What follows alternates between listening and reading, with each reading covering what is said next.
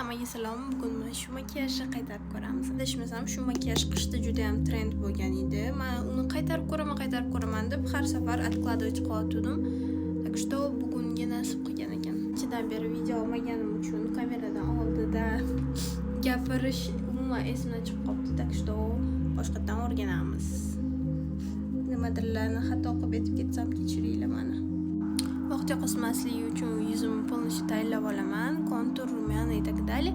И faqatgina ko'zimni qilotganimda озвучивать qilaman. Bu makiyajda ko'zimizga teng, prям chiroyli, yarki yotishi uchun birinchi oq podложка qo'yib olish kerak. Oq teng sursanglar ham bo'ladi, lekin men oq tengim uncha pigmentirованный bo'lmagani uchun oq qalam ishlataman. Qanchalik podложкаlar yarki bo'lsa, shunchalik tenginglar prям yarki bo'lib, rangi zo'r. Men bu yerdan boshlab ko'zimga suraman.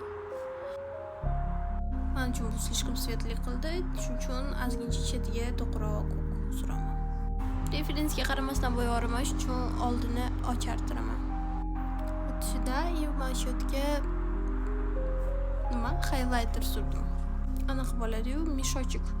Shunaqa suraman. Если sizlar bunaqa qilishni xohlamasanglar, surmanglar.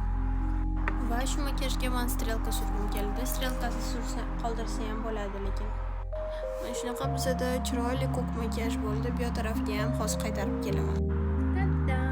Men borib, bu yoq ko'zimni bo'yab, labimni bo'yab keldim.